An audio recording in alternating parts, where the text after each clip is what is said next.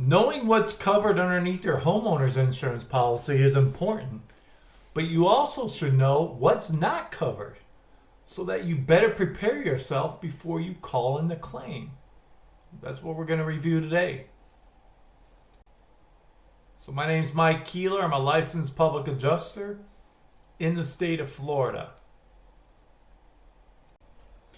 Okay, we're going to take a look at two different policies. First, we're going to take a look at, this is USAA, and they categorize this as losses we do not cover. Some insurance companies do exclusions. So here's where it really starts out, okay? So A, the freezing of a plumbing, heating, air conditioning, or fire protective sprinkler system.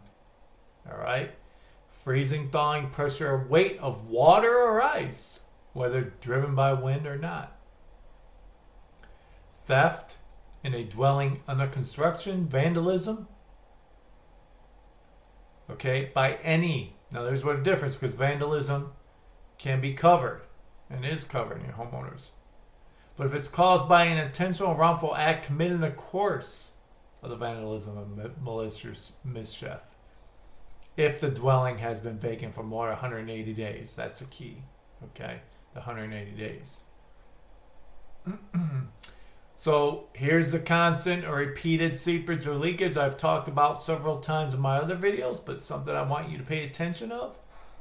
Constant or repeated seepage or leakage of water or steam over a 14-day or more, basically, period of time. Now, there's a way around this. This is one of the only policies that still has this 14-day thing. All right? And there's an easy way around that.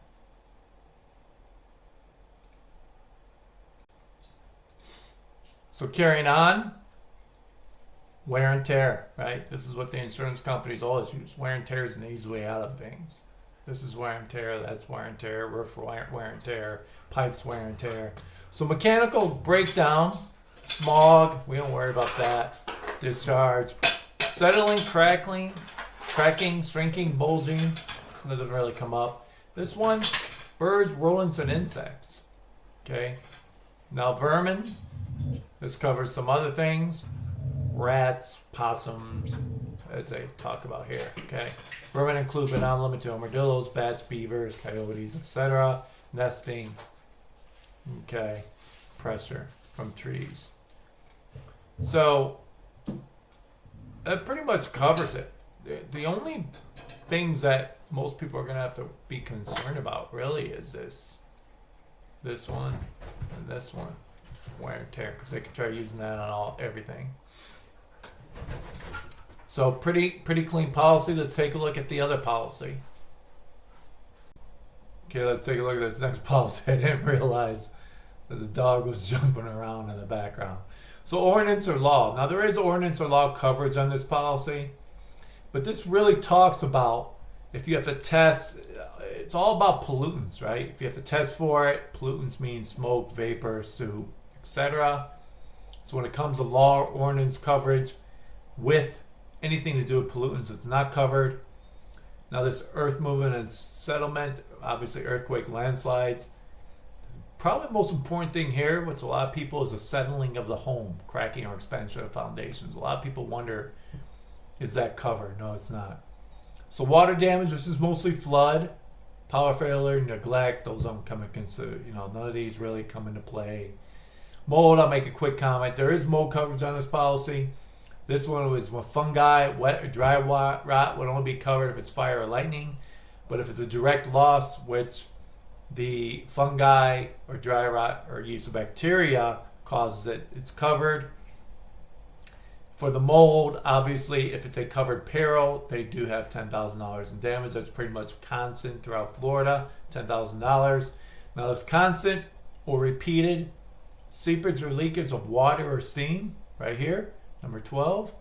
Okay, this is our long-term leaks. Watch any of my water videos about water damage. You'll see all you need to know about water damage, long-term, etc.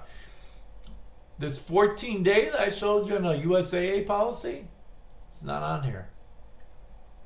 So, a little surprised USA still has that. I don't remember from some of the previous policies, and I've had quite a few claims, a few here and there with USAA.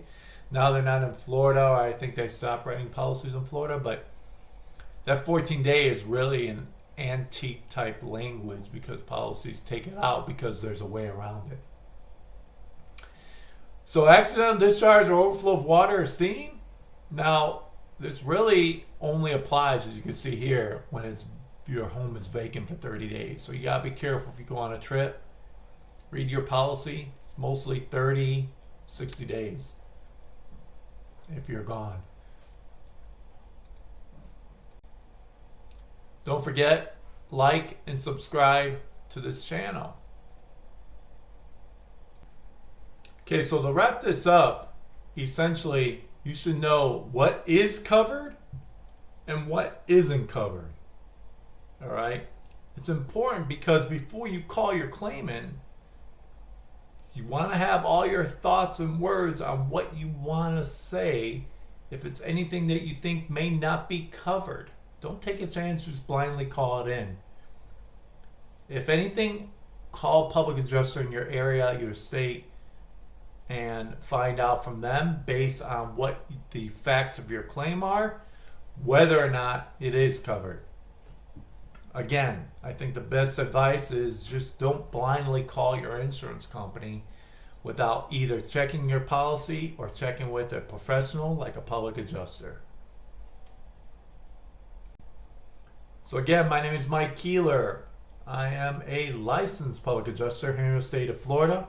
If you have any questions, need help with a claim, here's how you can reach me. Thanks for watching this video.